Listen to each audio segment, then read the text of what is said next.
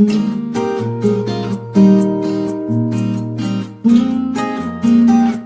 gente, o que nós vamos fazer? Nós vamos dar sequência àquilo que nós iniciamos na aula passada. Eu fiquei devendo o resumo dos livros. Então nós vamos fazer aquela prática que nós fizemos com todos os outros, com todas as outras estruturas dos livros. Eu vou apresentando para vocês o resumo e à medida que apresento, vou também fazer os comentários e algumas observações, para nós fecharmos essa parte de estrutura, desde o Evangelho de João até perto de Apocalipse.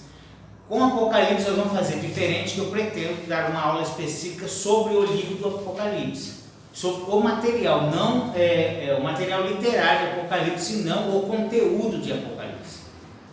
Evangelho de João tem uma teologia específica. Na maioria assim, dos textos de escritores sobre o livro de João, também costumam incluir uma parte de Apocalipse, o Apocalipse de João.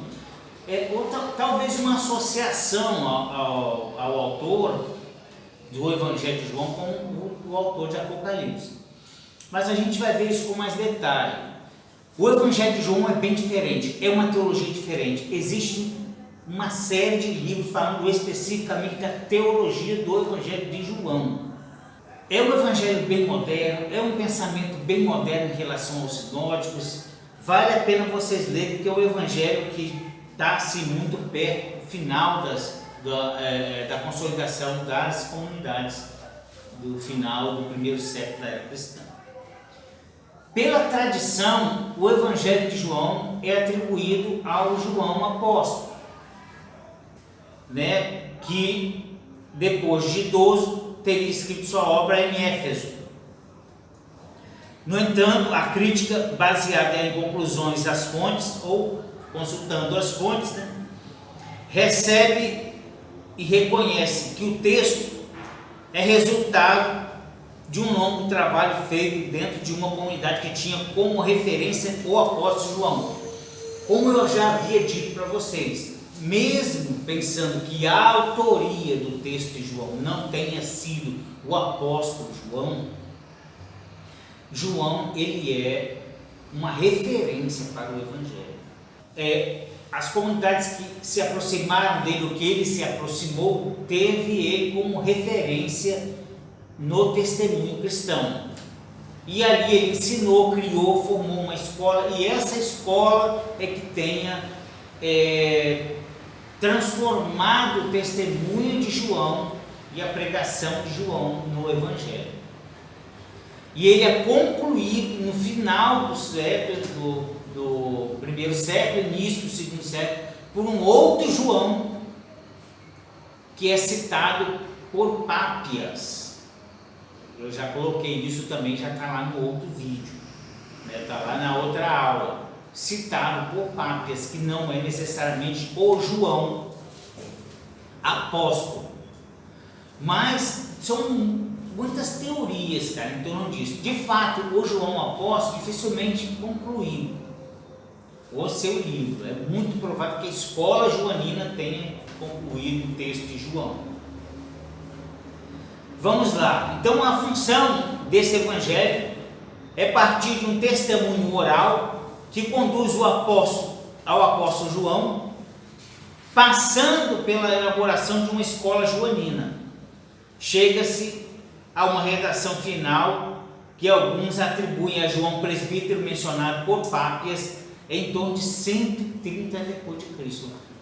30 anos mais ou menos, não, quase 40 anos, muito mais de 30.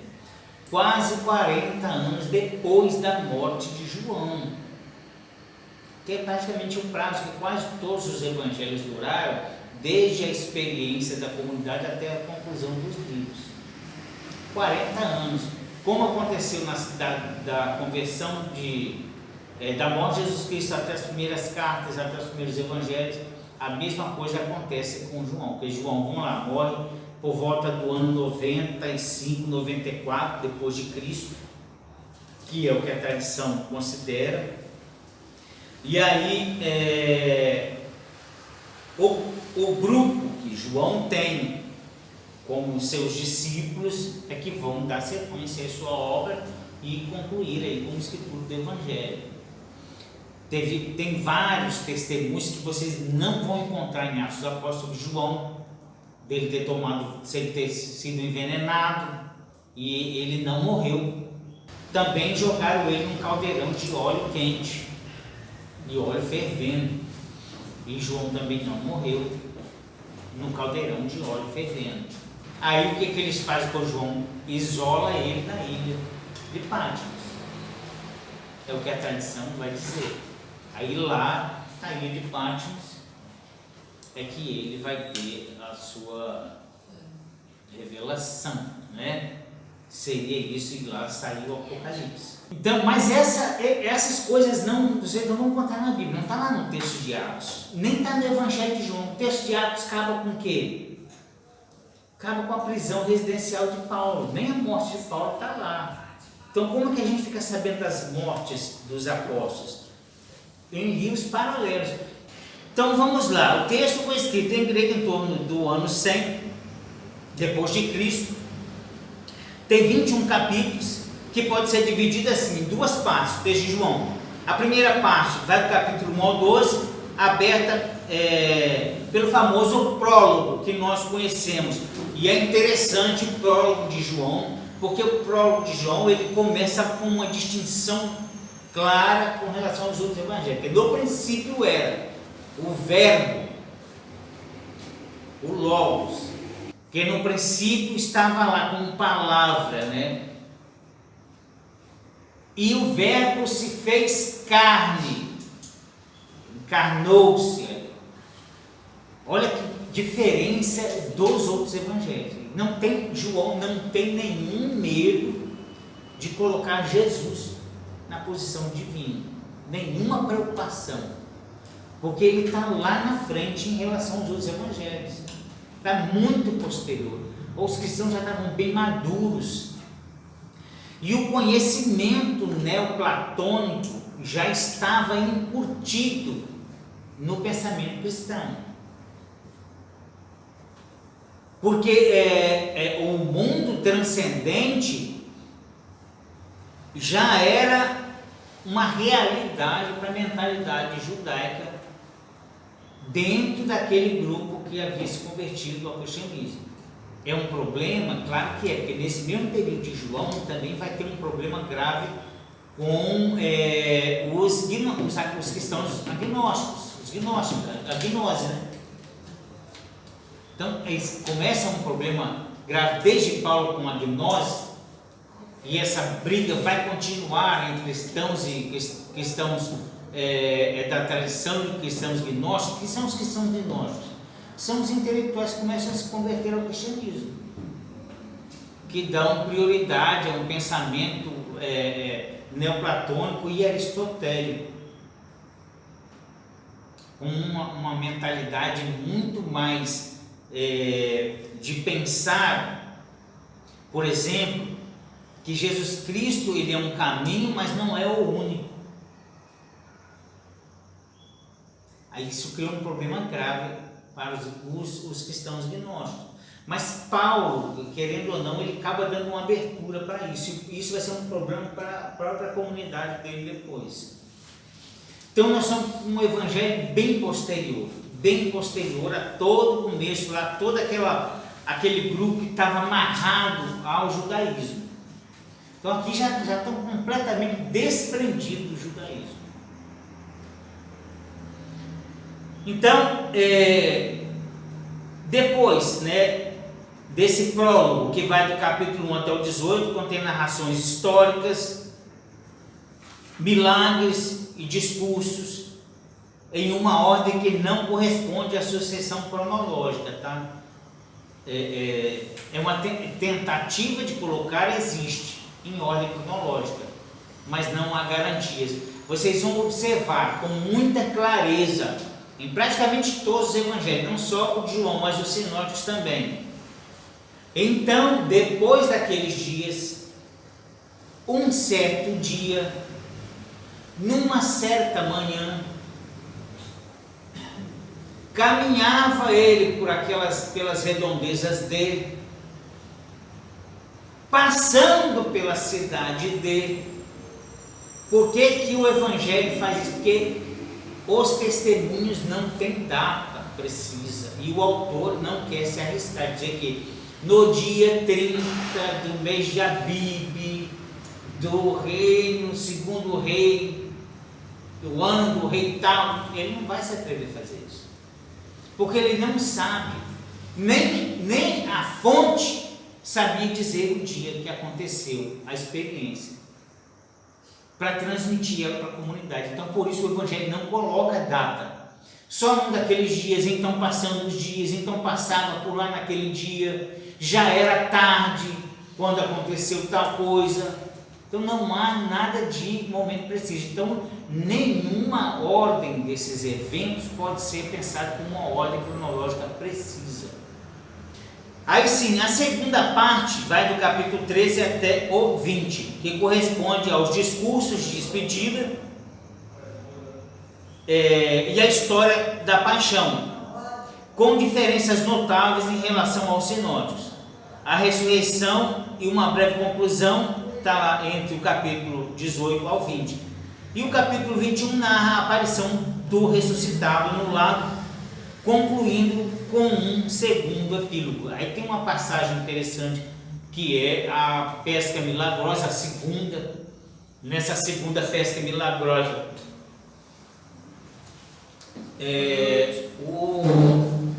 o evento interessante que aparece lá na segunda pesca milagrosa é a contagem dos peixes, que não acontece nos outros evangelhos. Lembram da passagem? Então eram 153 peixes, grandes peixes. Olha só, é o único que conta, que coloca esse número lá. Os outros não colocam, só fala o volume era grande e tal, não aguentaram puxar ele, mas o Evangelho de João conta. Tem um dicionário internacional de teologia, eu não me lembro o nome do autor, cara, não me lembro, eu vi isso quando eu estava fazendo graduação ainda, que a ideia dos autores terem colocado a quantidade de peixe, 153, era o catálogo de espécies de peixe que havia no Mar da Galileia, naquela época. No primeiro século, haviam catalogados 153 espécies de peixe no Lago da Galileia. Então, a concepção é de que todas as espécies de peixe foram alcançadas pela rede. Essa é a interpretação teológica por trás, né? Pela quantidade de peixe, as espécies eram 153, ou seja, a rede é capaz de alcançar todas as espécies. A ideia é essa. Vamos lá. Então, uma característica do Evangelho de João é a ausência de parábolas, mas a adesão aos discursos ligados aos milagres, quer dizer, o milagre e sempre tem um discurso, então são 7 ao todo, então você encontra lá a alusão aos discursos do milagre, mas você não acha lá parábolas, que é muito presente nos evangelhos de Mateus e de Lucas, entenderam? A temática teológica em torno do Evangelho de João é a vida, o conhecimento, a luz, a verdade, os sinais, os sacramentos, que é uma postura cristã, a igreja e a escatologia. Todos esses temas eles estão envolvidos no discurso do Evangelho de João. Mas olha só, por exemplo, como conhecimento, luz e verdade é muito avançado se considerar o Evangelho de Mateus e Marcos, por exemplo, como discurso teológico. O discurso do conhecimento da verdade e da luz é um discurso grego. Por isso que a gente pensa numa interferência muito forte do helenismo nos textos do Evangelho de João. É um discurso bem diferente, se considerado aos outros. Verdade, luz e conhecimento. o próprio logos, né? Na filosofia, logos é razão pura. E esse discurso você encontra ele subscrito no texto do Evangelho de João. Toda essa temática teológica não diminui o valor histórico da narração que se desenrola nos limites do ciclo litúrgico judaico. Há uma proclamação dos textos joaninos em relação aos materiais de Qumran e também a gnose. Olha, a gnose é uma coisa que dá muito pano para a manga pensando em estudar historicamente os textos dos evangelhos. Então, a gnose foi uma provocação muito grande para a teologia do primeiro e segundo século. Muito grande. Atos dos Apóstolos. Então, sobre o livro de Atos dos Apóstolos, o que nós temos a dizer sobre Atos dos Apóstolos? Primeiro, é uma sequência do Evangelho de Lucas. Uma boa parte dos estudiosos e teóricos vão concordar que Lucas e Atos pertencem ao mesmo autor ou mesmo grupo de autores e que são uma sequência um do outro. O nome Atos dos Apóstolos foi dado no século II. E apesar de ter o nome de Atos dos Apóstolos, nós só temos praticamente a história de Pedro e Paulo aí. A narração das origens cristãs, narrada possivelmente pelo autor do Evangelho de Lucas, provavelmente entre os anos 80 e 85, muito posterior à morte de Paulo, mas não fala da morte de Paulo aqui. Não sabemos ao certo o motivo pelo qual a morte de Paulo não entra, considerando que a data é posterior à morte de Paulo. Como a segunda parte do Evangelho, aí ele é considerado. O texto de Atos é composto de 28 capítulos. Cobre os 30 anos entre a ressurreição e a ascensão de Jesus e a chegada de Paulo prisioneiro em Roma. Apesar de ser chamado de Atos dos Apóstolos, o texto contém alguns relatos referentes a Pedro, a Tiago, irmão de Simão, e com mais intensidade a Paulo, aos diáconos Estevão e Filipe, que não eram apóstolos, e aos colaboradores de Paulo, como Barnabé e também Timóteo, que também não eram apóstolos. Entenderam? A segunda parte do livro é dedicada exclusivamente às viagens missionárias de Paulo e Timóteo, quando estava com ele, que está ali depois do capítulo 15 em diante ali. Aliás, do capítulo 10 em diante já começa a contar as experiências de Paulo.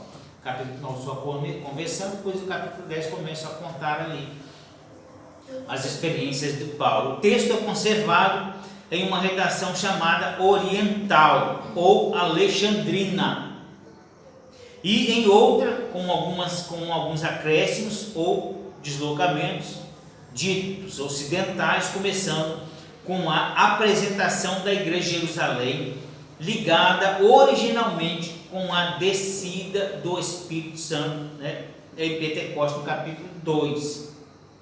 A história segue o percurso da pregação do Evangelho, além dos confins de Israel, tanto na Judéia e na Samaria, capítulo 8 até o 9, quando Paulo se converte ali. E posteriormente entre os pagãos com a missão universalista de Paulo. E aí é interessante perceber que o texto de Atos apresenta as viagens de Paulo, o texto apresenta as viagens de Paulo, cada lugar que ele passou, os problemas que lá teve. Conheceu as comunidades e aí leia-se a viagem junto com as cartas, entendeu? É importante ler isso. Chega num ponto, lê a carta, porque quando Paulo sai de lá, normalmente escreve cartas a essas pessoas. E como que cada uma comunidade daquela vive E é isso que vai justificar a escritura das cartas de Paulo. Como aconteceu com Tessalonicenses e aí vai. Qual é o problema? Quem são os Tessalonicenses? Como eles vivem? Qual é o problema que existe lá com relação à religião?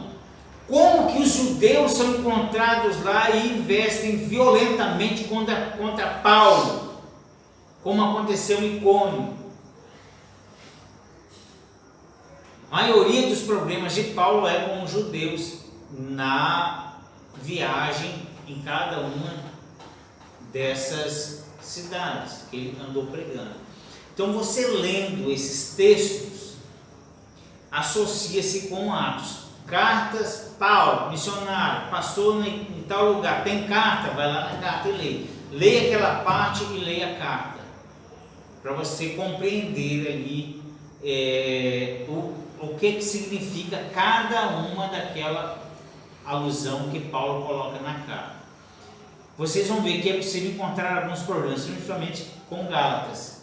Parece haver um conflito entre Atos e Gálatas. As experiências são contadas diferentes. Uma porque os autores de Atos têm distância de Paulo e não recebem um testemunho direto do Paulo, e por isso tem alguma coisa diferente com relação à experiência de Paulo lá na comunidade de Gálatas. Há elementos relacionados às comparações entre o texto de Atos e os materiais paulinos que passam por discussões atuais, dentre os quais podemos considerar as experiências diretas do narrador e a referência entre Atos e Gálatas, como eu já havia falado com vocês aí. Bom, vamos ver agora então corpos paulinos, as cartas de Paulo. Aí nós vamos ver aquelas que são efetivamente consideradas cartas de Paulo e aquelas cartas que estão em dúvida se são ou se não são cartas de Paulo. Aí sim, a expressão corpus paulino a gente vê aí que dá a ideia de que tenha sido de autoria de Paulo ou influenciadas por Paulo. Eu gosto de considerar isso. Cartas que, embora a crítica não entenda como carta de Paulo, mas as viagens de Paulo e a experiência de Paulo com essas comunidades deu a ele a grande referência para a comunidade, ou seja, Paulo se torna uma referência para as comunidades, mesmo não sendo ele autor dessas cartas, ele é uma referência lá. O complicado é quando você vai construir teologia, aí que é complicado, mas ele é referência, mas as influências de outro conhecimento nas comunidades podem interferir na teologia, embora a tradição reconheça que a carta pode ser ou não de Paulo. Entenderam? Aliás, que a tradição reconheça como de Paulo e a carta podendo não ser dele. Então o complicado é a teologia, que pode ser fortemente influenciada por outro tipo de pensamento que já tem origem naquela própria comunidade lá, principalmente pensamentos gregos.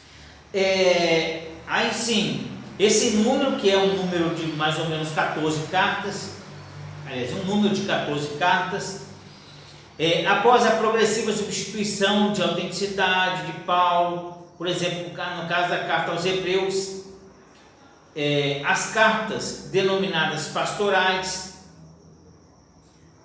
O que acontece com a carta aos Hebreus? Ela já foi considerada paulina, hoje não é mais. A maioria já não mais atribui a Paulo a autoria da carta aos Hebreus. Então nós temos aí, entre as cartas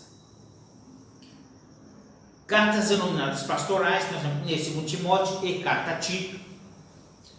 Nós temos as cartas de Efésios, Colossenses, 2 Tessalonicenses. Com relação a alguma dessas cartas, existem divergências entre os estudiosos sobre a sua autoria, e outras 7 cartas, que são as cartas a Romano, Coríntios, 1 e 2, Gálatas, Filipenses, Tessalonicenses e Filemon, que são consideradas autênticas. A quase unanimidade considera que essas cartas são autênticas.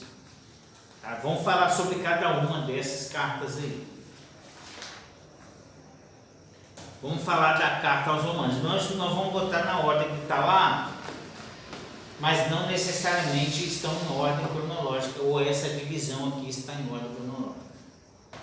Então, sobre a carta aos Romanos, aí a escritura é entre 57 e 58, a data prevista. Então, está dentro do período de vida do apóstolo Paulo. Então, a autenticidade é praticamente inquestionável, né? Em Corinto é a única carta paulina dirigida a uma igreja não fundada por Paulo. É composta de 16 capítulos e pode ser dividida em uma parte doutrinal, que vai do capítulo 1 até o 11, e uma outra homilética, que é uma pregação, né? Vai do capítulo 12 até o capítulo 16. O denso trabalho teológico ocupa-se do relacionamento lei e graça, fé, obras da salvação operada pela morte e ressurreição de Cristo, e a participação, né, de Cristo, e é participada, né, a todas as pessoas mediante o batismo, promessa do Espírito Santo aí. Então é uma coisa atribuída ao discurso teológico de Paulo lá. Agora, uma observação com relação ao texto de Paulo. Aí sim, sobre a questão da autoria da carta. Gente, nós temos alguns nomes técnicos para falarmos sobre autoria. Sobre autoria, veja bem, deixa eu apresentar para vocês aqui. Nós temos autor real e autor implícito.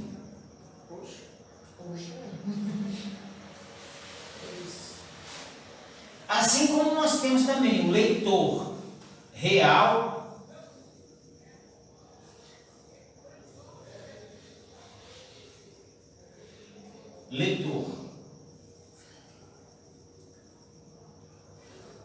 real. Isso já está lá na parte de teorias de interpretação, mas se der tempo eu falo lá também, implícito.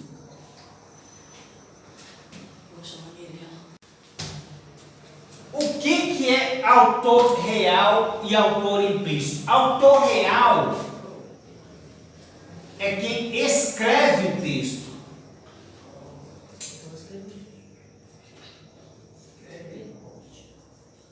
Esse é o autor real. O cara que escreveu o texto é o autor real. Quem é o autor implícito? É o dono das ideias lá do texto. Dono das ideias.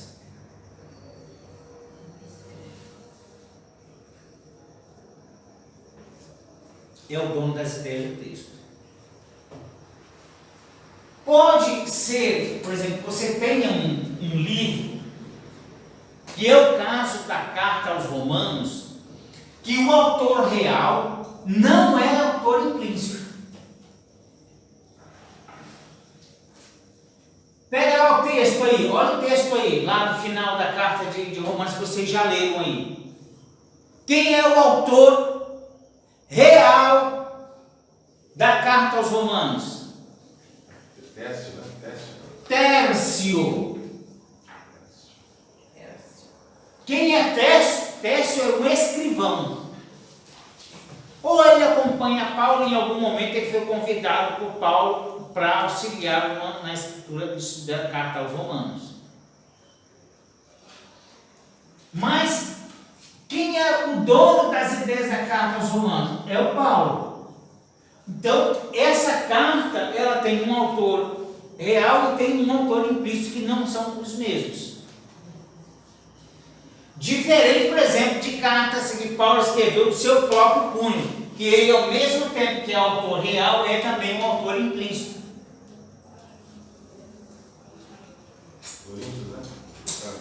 caso de Coríntios, caso de Tessalonicenses, a carta de Filemon. Entenderam? Que ele é os dois ao mesmo tempo. Agora, quem é o leitor real de um texto? O leitor real de um texto é aquele a quem o texto foi direcionado. Quem é o leitor implícito de um texto? O leitor implícito do texto é todo aquele que acessa o texto, lê o texto, compreende e assume aquele texto como algo que fala para ele, como algo que consegue representar sua realidade. Por exemplo, nós cristãos somos leitor real, nós aqui somos leitores reais ou leitores implícitos do texto bíblico? Então, o leitor real é todo aquele, por exemplo, é a comunidade de Romanos, é a comunidade de Éfeso, é a comunidade de Corinto. Nós somos leitores implícitos, porque nós fizemos uma leitura do texto e de certa forma assumimos para nós também. Mas nós não somos leitores reais. Agora nós temos a nossa limitação com relação à implicitude do texto. Aquele que acessa o texto. Acesso não é só a capacidade de ler. É de certa forma assumir a possibilidade daquele texto como algo aplicável, como algo que pode ser vivido. Por que nós somos leitores implícitos cristãos? Porque nós produzimos uma hermenêutica desse texto. E é a hermenêutica que faz o papel de colocar o texto nos limites da nossa vida ou da aplicação. Bom, pessoal, não vai dar para nós concluirmos aqui o resumo. E aí eu vou botar um videozinho no final aí para vocês entenderem por que nós não vamos poder concluir o vídeo hoje. Mas a gente vai dar sequência. Semana que vem. Muito obrigado a todos aí por assistir nossos vídeos. Um grande abraço e até mais. Muito obrigado, eu quero agradecer. É a primeira vez que minha família vem toda aí. Minha esposa e meus filhos para participar aqui de uma surpresa. De fato, foi surpresa. Será? Muito difícil. Poucas vezes alguém conseguiu fazer uma surpresa para mim. Já tentaram outras vezes, mas foram poucas as vezes. Às vezes lá aquele monte de chinelo lá na porta, né? A gente descobre fácil, mas dessa vez o fato de pegar de surpresa. Eu ia onde nós chegamos atrasada. Pois é. Que estava aqui, ó. Coisa rara, né? Eu chamei a atenção. Tem que pedir desculpa então. Chamei a atenção, falei, ó, começa a andar com águia, fica assim. Aí já chamei a atenção. Tá faltando Alessandro, né? Alessandro foi de início que a hospital. Então, sim, muito obrigado. Muito obrigado, gente. Estou profundamente agradecido. Agradecido mesmo. A gente passa aqui um bom tempo, né? Essa família está aí. Minha esposa, de vez em quando, eu penso, você não vai. Hoje até que nós estamos menos, já teve mais intenso, né? Já teve mais intenso. Mas isso aqui para nós é um mistério. É um mistério. A gente entende assim, e a gente eleva assim, né? Embora muita gente ainda não entenda, mas é assim que a gente leva. E eu acho que isso é um bom sinal que o trabalho da gente, de certa forma, um reconhecimento. Né? Muito obrigado, não me estenderei mais.